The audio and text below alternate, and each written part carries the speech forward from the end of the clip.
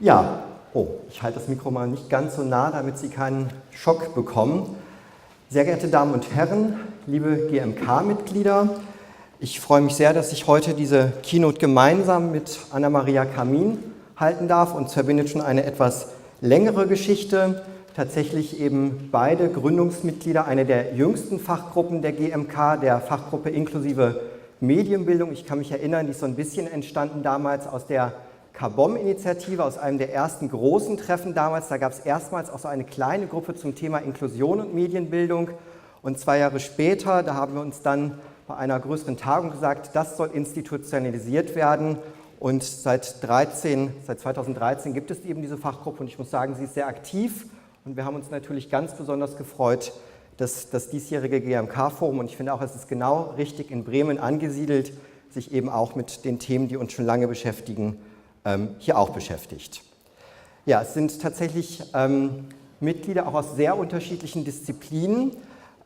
Dementsprechend haben wir auch unseren Vortrag genannt, digitale Teilhabe, inklusiv, individuell, transdisziplinär, um auch einfach deutlich zu machen, welchen Mehrwert es hat, dass eben Medienpädagogen, Lehrkräfte, sonderpädagogische Lehrkräfte, Medienwissenschaftler, also wirklich eine relativ große Vielfalt sich auch in unserer Fachgruppe abbildet und deswegen war das auch die Intuition für unseren Vortragstitel. Den Vortrag werden 4 Leitfragen leiten. Die erste Frage, welche Potenziale hat Medienbildung für gelingende Inklusion? Die zweite Frage, die wir verfolgen werden, wie lässt sich inklusive Medienbildung gestalten? Die dritte Frage, welche Chancen und Risiken, die beiden Stichworte tauchten gerade schon mal bei Frau Holsten auf, also welche Chancen und Risiken liegen in der Digitalisierung für die Inklusion? Und dann auch das Thema, welche Rahmenbedingungen braucht inklusive Medienbildung. Es ist kurz schon angeklungen, am Sonntag wird ja auch das Positionspapier, was unsere Fachgruppe zum Thema inklusive Medienbildung entwickelt hat, nochmal hier Thema sein. Da werden wir schon mal einen kleinen Ausblick auch auf den Sonntag geben. Ja, dementsprechend bilden sich eben diese 4 Leitfragen auch letztendlich unseren Titel ab, um das auch nochmal transparent zu machen. Wie passt diese Struktur eben auch zu unserem Titel? Es geht eben um inklusive Bildung, es geht um individuelle und transdisziplinär, auch ein schweres Wort, transdisziplinär aufgestellte Bildung. Es geht dann eben um Chancen und Risiken und um Rahmenbedingungen für umfassende digitale Teilhabe. Ja, damit komme ich zum ersten Teil, Bildung inklusiv, mit der Leitfrage, welche Potenziale hat Medienbildung für eine gelingende Inklusion?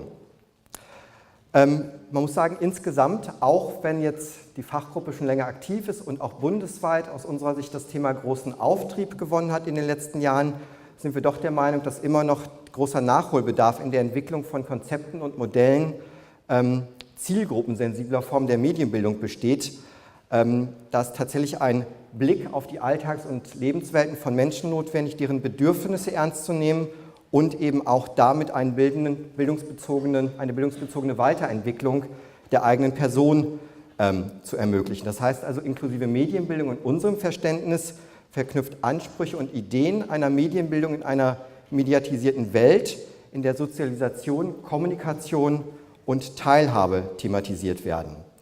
Wir verstehen den Begriff der inklusiven Medienbildung letztendlich als Katalysator und auch als Kontrastmittel für die Medienbildung in Theorie und Praxis. Jetzt komme ich zu dem Zitat auf der Folie. Uns ist ganz wichtig, dass inklusive Medienbildung die Vielfältigkeit von Menschen insgesamt in den Blick nimmt und damit alle Menschen einbezieht. Also oft wird das Thema Inklusion ja ausschließlich auf Menschen mit Behinderung bezogen. Unser Verständnis ist da aber deutlich weiter. Es geht eben insgesamt um Gruppen, die häufig Erfahrung von Marginalisierung, Entrechtung und Benachteiligung machen. Damit gehören eben auch wesentlich mehr Gruppen dazu, zum Beispiel Menschen mit Migrationsgeschichte. Wenn es um Digitalisierung geht, gehören zum Beispiel auch Seniorinnen und Senioren dazu, Menschen mit Flüchtlingsgeschichte und aber auch Menschen mit Behinderung. Also letztendlich alle, das ist dann der untere Teil des Zitates auf der Folie, die Benachteiligung in Bezug auf Teilhabe in, an und durch Medien, auch das Stichwort kam eben schon mal erfahren und eben da besonders betroffen sind. Das heißt letztendlich Ziel inklusiver Medienbildung ist einmal zielgruppensensible und individualisierte Formen der Medienbildung. Ich denke, das ist ja auch das, was uns als GMK schon immer umgetrieben hat. und dann eben auch Impulse zu setzen, um mediale Inklusion und Bildung für alle zu gestalten. Das Arbeitsfeld inklusive Medienbildung greift dabei auf ganz unterschiedliche theoretische Reflexionsfolien zurück. Also Reflexionsfolien aus der Soziologie, natürlich aus der Medienpädagogik, auch häufig aus der Sonderpädagogik, aus den allgemeinen Bildungswissenschaften. Das heißt, es handelt sich tatsächlich im klassischen Sinne um ein transdisziplinäres Forschungs- und Praxisfeld. Vielleicht noch so einen kleinen Hinweis, ich glaube, die soziologische Perspektive, die werden wir jetzt heute hier nicht verfolgen, die wird aber in dem Vortrag von Judita Smilinski am Samstag ganz deutlich verfolgt werden, wo es zum Beispiel auch darum geht, wie werden denn verschiedene marginalisierte Gruppen zum Beispiel in den Medien dargestellt und was macht das auch tatsächlich mit Teilhabeprozessen, gerade in Bezug auf digitale Teilhabe. Dazu werden wir sicherlich dann am Samstag noch deutlich mehr hören. Wir haben uns etwas stärker auf die pädagogische Perspektive bezogen, also dann auch das Thema Teilhabe an und durch Medien, tatsächlich, weil wir der Meinung sind, dass Digitalisierung eine besondere Relevanz zur Gestaltung von Inklusionsprozessen hat, da eben mit Medien Inhalte, Bilder und Werte und in dem Sinne Kultur vermittelt werden und hergestellt werden und weil sie eben, also weil Medien tatsächlich auch neue Teilhabe- und Inklusionschancen ermöglichen und bedingen. Ja, man muss natürlich sagen, nicht jedes Handeln mit Medien ist im Sinne von Marotzki und Jörissen bildend. Bei uns geht es letztendlich darum, wenn wir von Teilhabe an und durch Medien sprechen, dass wir eben davon ausgehen, dass Medialität ohnehin die Grundlage jeder Bildung ist, dass eben Bildung ohne Medialität auch nicht vorstellbar ist. Wenn man das auf das Thema Inklusion bezieht, also die Frage, wie können digitale Medien Inklusion fördern, denken wir, dass da 6 Punkte ganz zentral sind. Einmal die Bewusstseinsbildung, da geht es zum Beispiel um die Darstellung auch von Behinderung in den Medien. Dann geht es um inklusive Zugänge an öffentlicher Kommunikation, das große Stichwort Barrierefreiheit. Da wird gleich Anna-Maria Camin noch etwas intensiver darauf eingehen. Es geht um das gemeinsame Handeln, doch bei sehr heterogenen Fähigkeiten und bei sehr unterschiedlichen Lern- und Leistungsvoraussetzungen. Es geht um Inklusion in die digitale Gemeinschaft mit dem Fokus eben auf marginalisierte Gruppen. Es geht eben auch um die Möglichkeit des Empowerments, die sich ganz neu auch eben für marginalisierte Gruppen mit der Digitalisierung eröffnen. Und es geht auch letztendlich darum, dass ja auch digitale Hilfsmittel oder auch die Crowd, habe ich es jetzt mal genannt, also verschiedene Möglichkeiten auch im Internet, einfach jetzt kollaborativ gemeinsam Dinge auf den Weg zu bringen. Das hat sich deutlich sicherlich vereinfacht, eben auch gerade für marginalisierte Gruppen. Damit sind wir der Meinung, dass eben auch gerade dieser Prozess als Inklusionsmotor in den letzten Jahren deutlich wahrnehmbar geworden ist. So, das war erstmal die erste Schwierigkeit. Ja, herzlich willkommen auch von mir. Wir kommen nun zu einem zweiten Teil unseres Vortrags, wo es darum geht, wie kann inklusive Medienbildung gestaltet werden in der medienpädagogischen Praxis in unseren verschiedenen Handlungsfeldern? Wie kann dieses Verständnis von inklusiver Medienbildung, was Ingo Bosse gerade aufgezeigt hat, sich abbilden? Ja, es gibt viele Handlungsfelder, das hatten wir schon gesagt bei unserem Verständnis, aber wir haben uns auf ein Handlungsfeld, die Schule, fokussiert. Ja, inklusive Medienbildung transdisziplinär, Reflexionsfolien hatte Ingo bereits schon genannt, aber auch innerhalb der Pädagogik müssen wir uns weiter in der Medienpädagogik an weiteren Disziplinen öffnen, intensiver miteinander arbeiten, als das vielleicht in anderen Handlungsfeldern der Fall ist. Insbesondere sind Bezugsdisziplinen der Medienpädagogik einmal der Bereich der inklusiven Pädagogik und der Sonderpädagogik. Das sind sozusagen die zentralen Bezugsdisziplinen, aus denen sich inklusive Medienbildung konstituiert. Jetzt ist natürlich der Ansatz der inklusiven Medienbildung nicht neu. Es gibt schon in allen 3 Bezugsdisziplinen eine Reihe von Anknüpfungspunkten.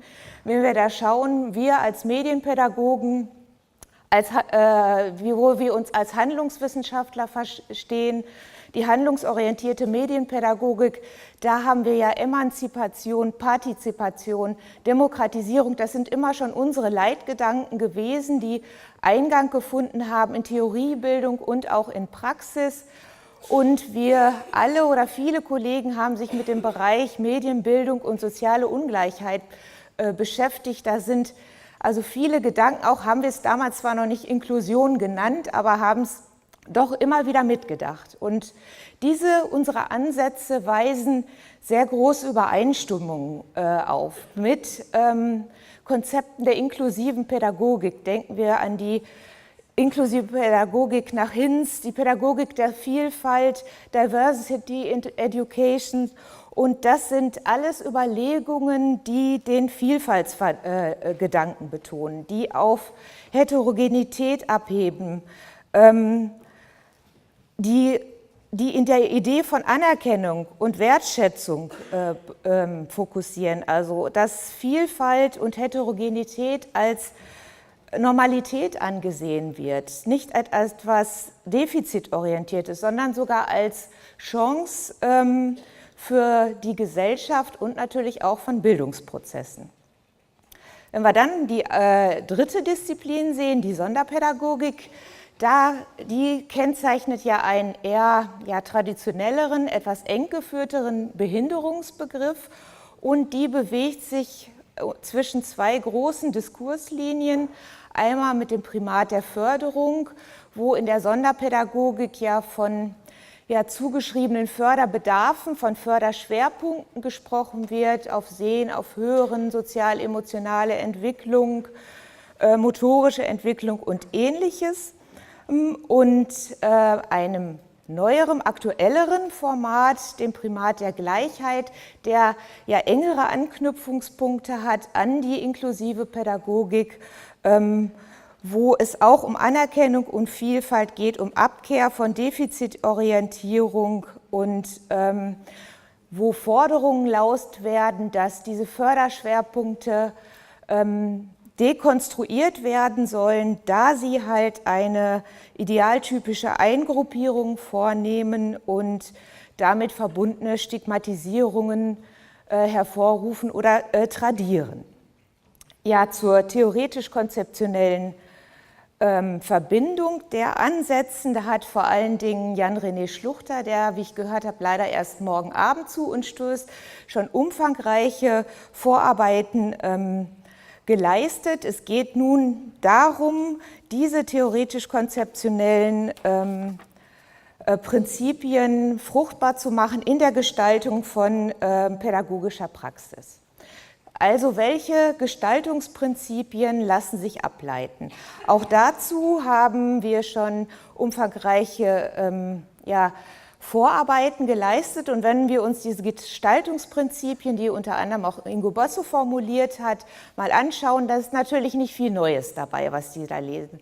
Lernen am gemeinsamen Gegenstand, das zentrale Postulat inklusiver Bildung, Ressourcenorientierung, Individualisierung, Lebensweltbezug, Handlungsorientierung, das sind ja alles Postulate, die wir schon in unserer medienpädagogischen Arbeit immer wieder aufgegriffen haben, die exzellente Anknüpfungspunkte bieten, obwohl jetzt kein konkreter Medienbezug da genannt wird.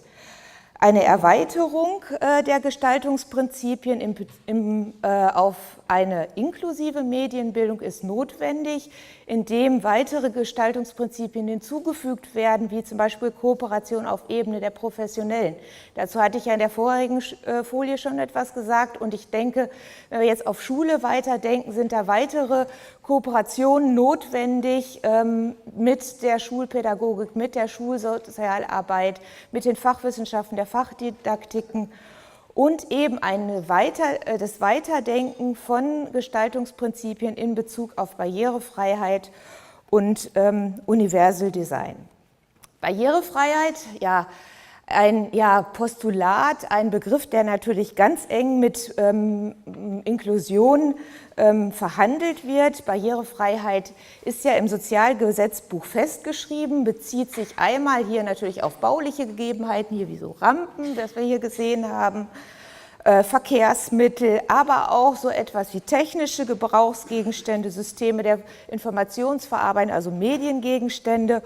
Und als barrierefrei gelten diese Gegenstände oder Umweltbedingungen, wenn sie für behinderte Menschen, so heißt es im Sozialgesetzbuch, muss ich jetzt auch mal ablesen, in der allgemein üblichen Weise ohne besondere Erschwernis und grundsätzlich ohne fremde Hilfe zugänglich und nutzbar sind.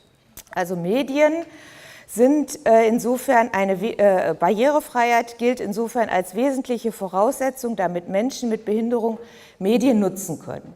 Barrierefreiheit umfasst aber verschiedene Ebenen. Einmal natürlich in technischer Hinsicht, das sieht man hier auf diesem Foto, dass halt es in Bezug auf die Mediennutzung verschiedene Eingabemethoden gibt, dass es assistive Technologien gibt, Sprachsteuerung, eine Bildschirmtastatur, Screenreader, spezielle Mäuse und sowas, alles, was wir unter diesem Begriff assistive Technologien umfassen. Das wäre die technische Ebene, aber auch die Ebene der Darstellung ist wichtig, dass halt Medien so genutzt werden können, dass es verschiedene Auswahloptionen gibt, um sich die Inhalte darzustellen. Da sind erstmal ganz marginale Dinge, so etwas wie Vergrößerungsfunktion, Anpassbarkeit von Farbe, um die Kontraste besser darzustellen, dass Untertitel vorhanden sind für Menschen, die nicht hören können, eine Audiodeskription, Gebärdenanimation, das wären so ja, Hinweise in Bezug auf die Darstellung. Barrierefreiheit umfasst aber auch noch mehr, einmal in Sicht auf inhaltlicher Ebene. Auch die Inhalte müssen verständlich sein, müssen darstellbar sein und für alle zugänglich sein. Und da ist ein ganz zentrales Konzept, das Konzept der leichten Sprache. Ich weiß nicht, ob Sie alle schon mal darauf geachtet haben. Einige Internetseiten sind mit diesem kleinen Symbol versorgt, wie wir es da rot eingekreist haben. Das heißt, diese Seite ist auch in leichter Sprache verfügbar. Und ich habe jetzt mal die Seite des Deutschen Bundestags herausgesucht und sie ein Screenshot in leichter Sprache gemacht. Und ich finde, sie ist eigentlich in leichter Sprache für alle sehr viel leichter verständlich als in ihrer normalen Version, aus meiner Sicht. Als dritte Barriere, Ebene der Barrierefreiheit, die soziale Ebene, die hat Frau Holsten auch eben angesprochen. Auch es müssen ausreichende materielle und immaterielle Ressourcen da sein, vor allen Dingen die immateriellen Ressourcen, die Gelegenheit zur Medienkompetenz für alle, auch für Menschen mit besonderen Bedarfen, ist nicht selbstverständlich und wird von vielen Leuten gar nicht so gesehen. Das wären so diese 4 Ebenen der Barrierefreiheit, aber ich denke, es ist auch deutlich geworden, dass barrierefreie Medien zwar einerseits Teilhabe ermöglichen, aber oftmals Anpassungen erfordern, Spezifikation auf Menschen mit speziellen Bedarfen. Und Ziel dieser Anpassung ist halt eine Kompensation von Defiziten. Und wir haben uns die Frage gestellt, ob nicht solche Barrierefreiheiten als Spezifikation und Anpassungen bereits Elemente von Stigmatisierung und damit Exklusion umfassen. Und damit komme ich zum nächsten Gestaltungsprinzip, nämlich des Universal Designs. Und das Universal Design kann als Weiterführung von Barrierefreiheit gesehen werden, mit besonderem Augenmerk auf Gebrauchsfertigkeit, und zwar Usability und zwar für jedermann.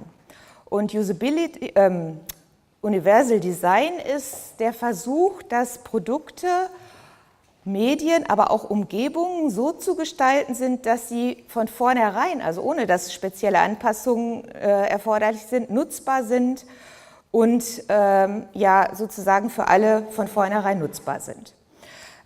Ich habe mal einen Ausflug gemacht am letzten Wochenende an meine ehemalige Arbeitsstätte, die Uni Paderborn. Da ist in dieser Woche ein neues Gebäude eingeweiht werden und da habe ich eine Treppe gefunden und wenn man sieht, diese Treppe kann ich auf ganz verschiedene Arten begehen. Wenn ich es eilig habe, kann ich die steilen Stufen nehmen, ich kann die abgeflachteren Stufen nehmen, ich kann die Rampe nehmen, ich kann ein Gelände nutzen oder ähnliches.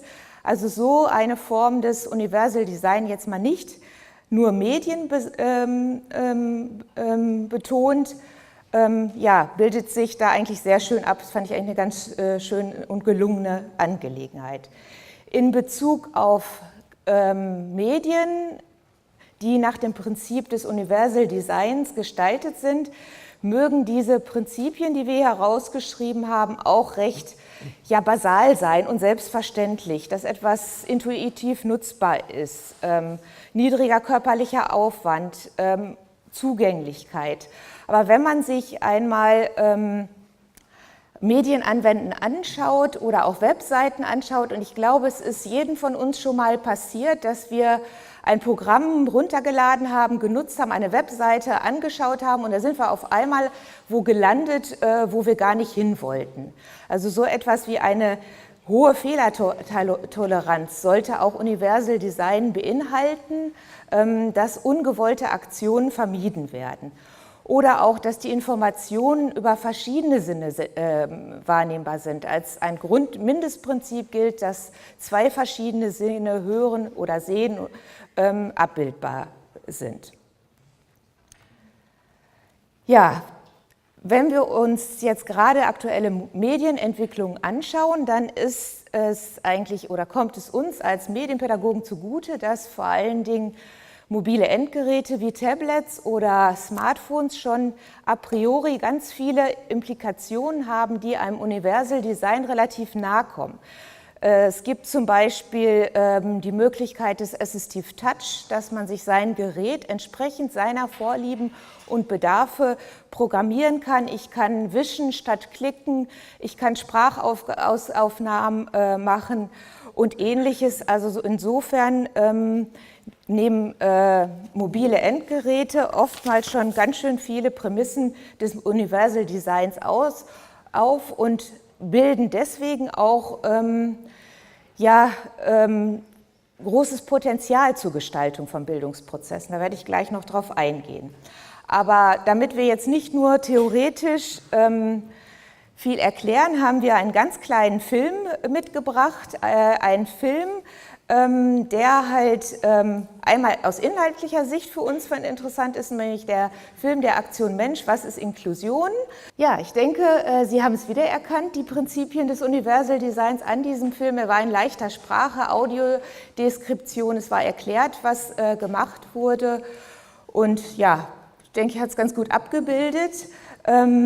Als letztes, ich habe ja gesagt, wir wollen so ein bisschen auf den Bereich Schule eingehen. Wie kann ich inklusive Medienbildung nach diesen Prämissen gestalten? Wie kann ich Unterricht so gestalten, dass Inklusion möglich ist, gemeinsames Lernen, sonderpädagogisches Förderung, dann aber auch noch aufs Fach bezogen. Es ist wahrscheinlich schwierig, immer so einen Film zu erstellen, wie das jetzt da der Fall ist. Und ich habe mit meinen Studierenden mal gemeinsam überlegt, wie kann Unterricht gestaltet werden, dass ich gemeinsames Lernen ermögliche, individuelle Förderung, fachliches Lernen und auch noch Medienkompetenzerwerb. Und da war die Idee, dass man mit Kindern ein Rechenaufgabenbilderbuch erstellen könnte. Und die Kinder würden mit Tablets arbeiten, die ja eben sich gut eignen für die inklusive Bildungsarbeit. Und die Aufgabe wäre halt, ja selbst Rechenaufgaben zu erstellen, wie zum Beispiel hier mit Materialien im Schulkontext. Das war jetzt die Idee der Studierenden, dass man so etwas wie Becher nimmt, durch die Becher Rechenaufgaben formuliert. Und die Rechenaufgaben, die haben ganz, ganz unterschiedliche Schwierigkeitsgrade, einfache Aufgaben wie Addition, wie Subtraktionen in verschiedenen Schwierigkeitsgraden und die Kinder würden Fotos von den Aufgabenstellungen machen und dazu die Aufgaben formulieren und sie dokumentieren mit einer Bilderbuch-App und man hätte sozusagen ein digitales Bilderbuch und könnte so miteinander arbeiten. Und da habe ich noch eine weitere Folie mitgebracht, das wäre jetzt eine weitere Aufgabe, auch die ist wieder mit Aufgaben unterschiedlicher Komplexitätsgrade abzubilden. Und da merkt man, so war halt der Gedanke der Studierenden, dass ich sozusagen die Prämissen des gemeinsamen Lernen, Arbeiten am gemeinsamen Gegenstand, unterschiedliche Komplexitätsgrade, Individualisierung, Förderung und so weiter zu berücksichtigen kann und auch eine Reihe von fachdidaktischen und fachwissenschaftlichen Postulaten könnte ich vereinen mit so einer Aufgabe. Verinnerlichung durch konkretes Handeln, ich habe es ja aufgeschrieben, symbolisches Handeln, enaktives Handeln, ikonisches Handeln mit Bildern. Das Primate guter Lernaufgaben würden berücksichtigt und auch Problemlösen. Leider sind solche Szenarien, wie sie die Studierenden experimentell entwickelt haben, noch die Ausnahme. Ich denke, das könnte ein Ziel sein, für uns auch als Medienpädagogen inklusive Bildung mit Medien weiter voranzutreiben. Eine Weiterentwicklung wäre natürlich auch, wenn man so ein Buch dann noch mit Audiodeskription unterlegen würde. So, jetzt müssen wir wieder zu einer schwierigen Umgestaltung kommen, nämlich dass wir das Mikrofon weitergeben.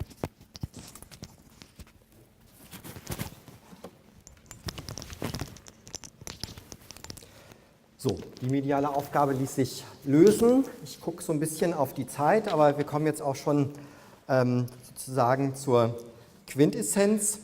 Chancen und Risiken. Einige Dinge sind schon angeklungen, aber um es nochmal auf den Punkt zu bringen, also welche Herausforderungen für die Inklusion bringt denn die Digitalisierung? Ein großes Risiko, was wir sicherlich sehen, ist die Gesellschaft der unterschiedlichen Geschwindigkeiten. Insbesondere, ich würde nicht mehr unbedingt zwischen Onlinern und Offlinern unterscheiden, aber tatsächlich einige ziehen eben einen deutlich größeren Nutzen und auch einen sich immer stärker beschleunigenderen Nutzen aus der Digitalisierung. Und damit besteht tatsächlich die Gefahr, dass eine Gesellschaft der deutlich unterschiedlichen Geschwindigkeiten besteht, je nachdem, wie kompetent man sich eben mit der Digitalisierung bewegen kann. Und das heißt eben auch, dass über die Zukunft der digitalen Gesellschaft nur ein Teil der Gesellschaft mitdiskutieren kann, weil natürlich immer größere Teile der gesellschaftlichen Diskurse sich eben digital inzwischen gestalten und tatsächlich die marginalisierten Gruppen, die eben nicht diese hohe Medienkompetenz haben, werden dann eben auch von bestimmten gesellschaftlichen Diskursen abgehängt. Und es sind nicht nur Diskurse, sondern auch Dienstleistungen, Produkte. Also natürlich wunderbar, dass viele Dienstleistungen inzwischen auch, wir haben es eben kurz in dem Grußwort auch schon gehört, inzwischen online zu erledigen sind, was ja grundsätzlich zu begrüßen ist. Aber diejenigen, die eben auf Barrieren in der Mediennutzung stoßen, haben damit eben auch Schwierigkeiten, wenn die Dinge ausschließlich digitalisiert angeboten werden. Also es besteht ja teilweise tatsächlich ein Zwang zur Digitalisierung, dem man sich zum Teil eben auch nicht entziehen kann. Und das ist sicherlich ein Risiko, weil damit eben auch neue Barrieren entstehen könnten und damit zum Teil auch Benachteiligte, ob sie das möchten oder nicht, einfach auch in die Öffentlichkeit gerückt werden, weil es tatsächlich dann auch nochmal deutlich gemacht wird, das sind tatsächlich die Gruppen, die eben davon ausgeschlossen sind. Ob diejenigen sozusagen Interesse daran haben, dass das dann auch in der Öffentlichkeit diskutiert wird, das steht ja noch mal auf einem anderen Blatt. Solche Diskurse gibt es ja auch immer stärker. Aber insgesamt würde ich doch sagen, dass die Chancen der Digitalisierung auch für Inklusionsprozesse deutlich überwiegen, wobei man auch deutlich machen muss, inklusive Medienbildung, also das Thema, was wir heute vertreten, kann sicherlich keineswegs alleine die gesellschaftlichen Mechanismen von Ausgrenzung beheben. Und man muss natürlich auch immer noch unterscheiden, ist es sozusagen eine objektiv messbare Diskriminierung oder ist es vielleicht auch eine subjektiv erfahrene Diskriminierung? Das kann ja durchaus auseinanderklaffen. Was sind objektiv messbare Diskriminierungen und was sind eher subjektiv erfahrene Diskriminierungen? Aber es ist natürlich sehr positiv, dass sowas wie Identitätsbildung, Orientierung von marginalisierten Gruppen, auch Erprobung des Selbst tatsächlich durch das Internet, auch durch die Möglichkeit, anonym zu bleiben im Internet, tatsächlich auch deutlich gefördert werden. Man muss sich ja nicht unbedingt zum Beispiel als Mensch mit Behinderung outen im Internet, sondern kann dann ja auch selbstbestimmt entscheiden, wie man sich da präsentieren möchte. Und man kann sich natürlich auch einfacher mit anderen marginalisierten Personen zusammenschließen und dann eben auch durch Digitalisierung gemeinsam bestimmte Themen im gesellschaftlichen Diskurs vorantreiben. Ich lese jetzt nicht alle Punkte von der Folie, ich greife mal so 2, 3 raus, die ich einfach besonders wichtig finde. Tatsächlich die Chancen, die auch drin stecken, Menschen mit Behinderung eben auch als Expertin für Vereinfachung sehen. Wir haben unter anderem das Pixel-Labor aus Düsseldorf, ein wunderbares Beispiel, die eben auch dafür stehen, wie können eben auch Menschen mit Lernschwierigkeiten als Expertin tatsächlich ihr Wissen in den Digitalisierungsprozess einbringen und tatsächlich auch das Empowerment. Ich bin wirklich begeistert, was sich so in der Blogger-Szene tut, was für Blogs es inzwischen gibt, die auch wirklich inzwischen relativ bekannt geworden sind, wo vor allem auch so eine ganze Szene tatsächlich von Menschen mit Behinderung tatsächlich selbst sehr aktiv ist. Gibt es in anderen Bereichen, aber auch im Bereich Flüchtlinge gibt es da inzwischen eine sehr breit aufgestellte Blogger-Szene. Ich glaube, das ist eine echte Chance, dass man inzwischen sehr niedrigschwellig dann auch solche Diskurse gestalten kann. Ja, die Rahmenbedingungen für umfassende digitale Teilhabe, also wie kann inklusive Medienbildung digitale Teilhabe für alle unterstützen. Ich muss sagen, aus Zeitgründen werde ich jetzt nicht jeden Punkt in der Gänze diskutieren, aber wir haben den wunderbaren Luxus, diese 6 Punkte, die kommen aus dem Positionspapier, was wir eben von unserer Fachgruppe inklusive Medienbildung entwickeln durften. Es geht um Selbstbestimmung und souveräne Mediennutzung für alle, also um den Abbau von Barrieren. Es geht um Inklusion und mediale Teilhabe in allen Bildungsbereichen, dass sie eben konsequent mitgedacht wird. Dann multiprofessionelle Kooperation, das Thema, was Anna-Maria Kamin eben schon angesprochen hat. Inklusives Schulsystem ist immer noch in den Bundesländern, wenn auch sehr unterschiedlich fortgeschritten, aber sicherlich bundesweit noch eine große Baustelle. Die Gestaltung öffentlicher Kommunikation spielt da eine große Rolle. Und eben auch die tatsächliche transdisziplinäre Forschung und Evaluation. Wie gesagt, wenn Interesse besteht, das wird ein großes Thema am Sonntag sein, da werden wir noch ganz intensiv Gelegenheit haben, auf diese 6 zentralen Rahmenbedingungen zu sprechen zu kommen. Einen Punkt habe ich noch mal rausgegriffen, Frau Holsten hat es in ihren Grußworten schon kurz angesprochen, Aus-, Fort- und Weiterbildung von Fachkräften in Bezug auf inklusive Medienbildung. Auch das ist ein großes und wichtiges Thema.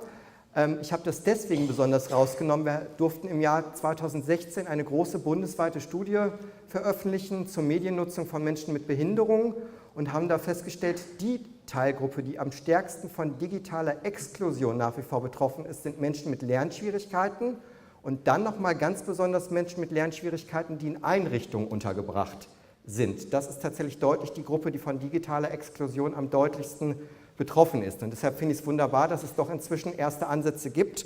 Ich habe hier mal 2 beispielhaft, ich weiß, es gibt bundesweit noch mehr, rausgesucht. Einmal Padigi vom JFF, ich weiß, einige der Kolleginnen sind auch heute hier, die da dieses wunderbare Fortbildungskonzept inzwischen auf den Weg gebracht haben und die Studie zur Medienkompetenz in der bremischen Hilfe, die ja gestern beim Hashtag Teilhabe 2.0 vorgestellt wurde, die übrigens auch, wenn jemand Interesse hat, inzwischen schon online zu finden ist. Ja, tatsächlich jetzt der kleine Werbeblock, ich weise nochmal deutlich eben auf den Sonntag hin. Ja, ich sehe hier gerade Daumen hoch von Marion Brüggemann, also herzliche Einladung am Sonntag auch nochmal gemeinsam eben dieses Positionspapier zu diskutieren und auch weiterzuentwickeln. Damit komme ich zu unserer letzten Folie. Wir haben viel darüber gesprochen, was kann die Digitalisierung für den Inklusionsprozess bringen. Ich habe gedacht, man muss die Frage aber auch durchaus umgekehrt stellen, nämlich wie kann inklusive Medienbildung digitale Teilhabe für alle unterstützen? Ich hatte die wunderbare Gelegenheit, letzte Woche bei einer anderen Veranstaltung Rainer Schmidt kennenzulernen. Rainer Schmidt ist Kabarettist. Er sagt, ganz wichtig ist auch, dass er Tischtennisspieler ist. Er ist auch evangelischer Pastor und hat kurze Arme. Und er hat dann das wunderbare Beispiel gebracht, die Leute sind immer verunsichert, wie sollen sie ihn denn begrüßen, weil man kann ihm ja nicht die Hand geben. So, er ist dann immer ganz offensiv, ne, sagt hier auch dann das kurze Ärmchen, wie er so schön sagt, schütteln. Hat übrigens ein wunderbares Kabarettprogramm, was er ironisch nennt, Däumchen drehen. Sie sehen vielleicht auf dem Bild, warum es Däumchen drehen heißen könnte. Und ich finde, er hat es gut auf den Punkt gebracht. Also was kann eben auch die Inklusion für die digitale Teilhabe bringen, nämlich Verunsicherung. Verunsicherung ist erstmal der Kern allen Lernens, also mit der Inklusion müssen wir uns tatsächlich auch nochmal ganz neue Fragen stellen. Einige sind ja heute von uns angesprochen worden und damit gibt es sicherlich auch neue Impulse für die Medienbildung und Medienpädagogik, indem man einfach merkt, bestimmte Mechanismen, die vielleicht auch durchaus mitgedacht werden, werden aber doch nochmal irritiert und Irritation löst tatsächlich neues lernen aus. Eine andere Kollegin, Elizabeth Alcesser aus den USA, hat in ihrer Dissertation die Mediennutzung von Menschen mit Behinderung untersucht und sagt, ganz wichtig sind eben auch die Rahmenbedingungen, die politischen Bedingungen und die Medienkulturen digitaler Zugänglichkeiten. Und sie macht deutlich, dass im Moment Medienkultur erstmal, wie sie schreibt, die Abled User Position einnimmt. Also man geht erstmal immer von dem kompetenten Nutzer aus, der eben able-bodied, wie sie schreibt, aber damit nimmt sie eben auch andere Gruppen, also nicht nur Menschen mit Behinderung in den Blick, also tatsächlich so aus dieser Idee der Disability Studies, tatsächlich nochmal neu zu denken, wie gestalten wir denn Digitalisierung, wenn wir nicht die able-bodied User Position als Kern nehmen, sondern tatsächlich auch mit mehr Heterogenitätsdimensionen das Ganze denken.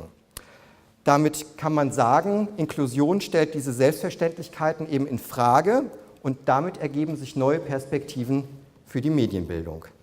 Herzlichen Dank. Dankeschön.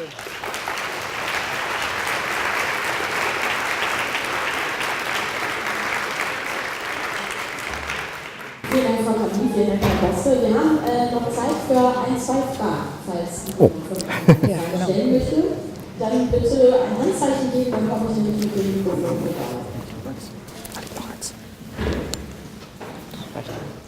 Dann mache ich erstmal. Da oben war eine Frage. Achso, okay. Dann bitte. Schönen Dank für eure Ausführungen. Ich frage mich immer, ob Inklusion nicht immer auch Exklusion ist, also ein Stück weit, und wie wir damit umgehen können. Weil das ist ja oft ein Zuschreiben, eine Wahrnehmung von außen. Also alleine über den Aktion Mensch, vielen Dank noch für die Förderung, für Sie, können ja gar nicht alle in dieses Restaurant rein. Das heißt, diejenigen, die vielleicht im Rollstuhl die Treppe hoch müssen, haben die Möglichkeiten geschaffen, dass die Treppe eben ist, dass sie reinrollen. Für Leute, die keine Kohle haben, können auch in dieses Restaurant gehen. Und also das finde ich so eine ganz große Herausforderung, dass es eben nicht nur theoretisch bleibt und ob es nicht einfach im kleinen Kreis immer nur möglich ist. Und deswegen, so wenn wir darüber sprechen, exkludieren wir eigentlich ja immer schon. Also wie geht man mit dem Problem um? Das Problem haben wir bei Gender ja auch schon viele Jahre. Dann gibt es auch keine Antwort. Ja, genau. Also ich finde tatsächlich da eine Antwort zu finden für alle. Also ich würde da tatsächlich mit dem Universal Design erstmal antworten. Also möglichst umfassend für möglichst viele Gruppen.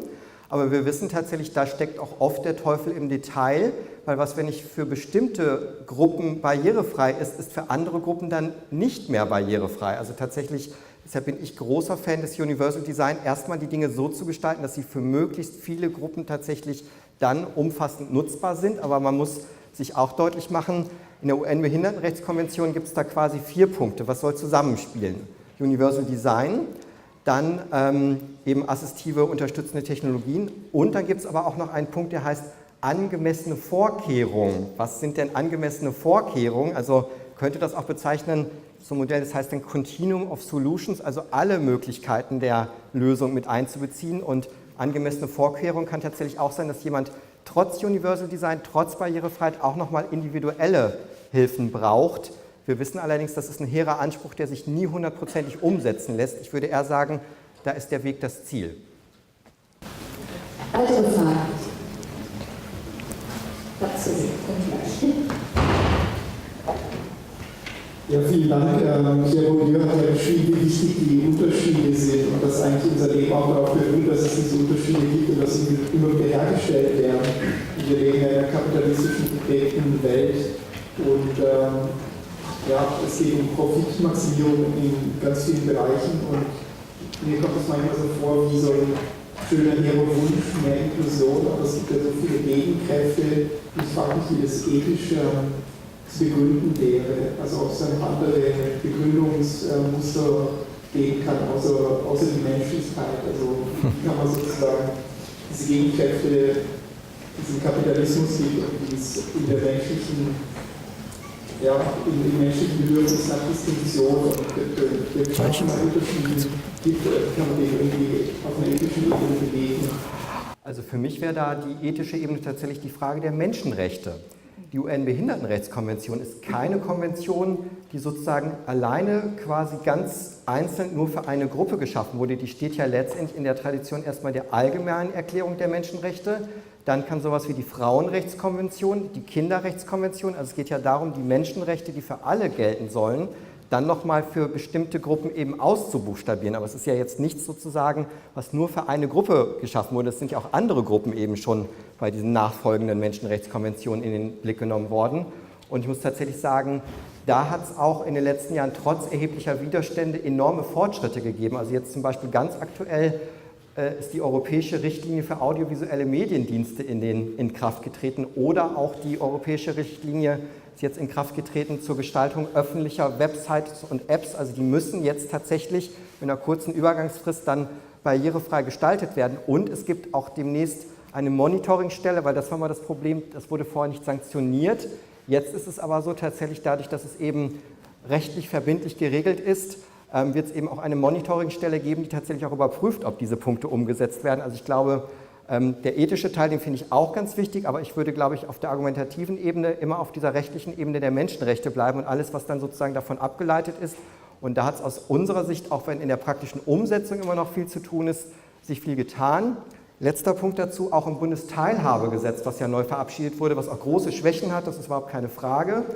Da fehlen auch noch, weil es ja noch relativ frisch ist, die Ausführungsbestimmungen für die allermeisten Bundesländer. Ich glaube, Berlin hat Ausführungsbestimmungen, die anderen Bundesländer, da ist es gerade in Arbeit.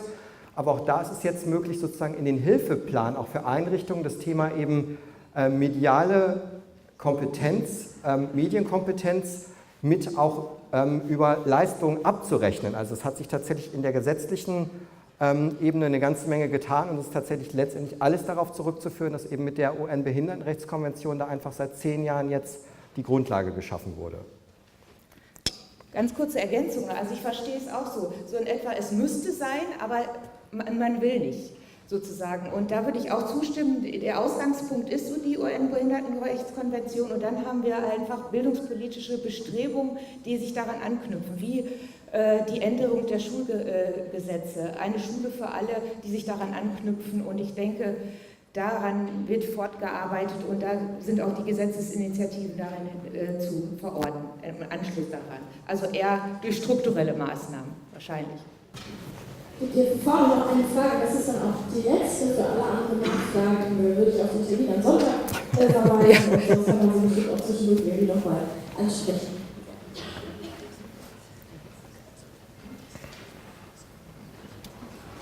Ja, meine Frage geht nach einer Bewertung, wie Sie das gerade einstellen, Herr Hosse. Sie sagten gerade, der Weg ist das Ziel. Ne? Wir bewegen uns ja nicht im luftleeren Raum und mit der Bewusstwerdung fängt sozusagen immer alles an. Fängt ja immer alles an und der Anspruch wächst natürlich immer schneller als die Realität. Ne? Egal in welchen gesellschaftlichen Bereichen wir uns da bewegen. Und mich würde interessieren, ja, vielleicht auch in Ihren Studien, ob Sie da eine Einschätzung geben können, wo wir mit Inklusion jetzt schon sind, was schon gut läuft, ne, von der Idealvorstellung und wo man noch auch vielleicht in der Medienpädagogik ganz konkret ansetzen kann. Ich glaube, da bräuchten wir jetzt tatsächlich viel Zeit für die ganz konkrete Ansetzung. Ich fange mal an mit dem, wo sich tatsächlich viel getan hat.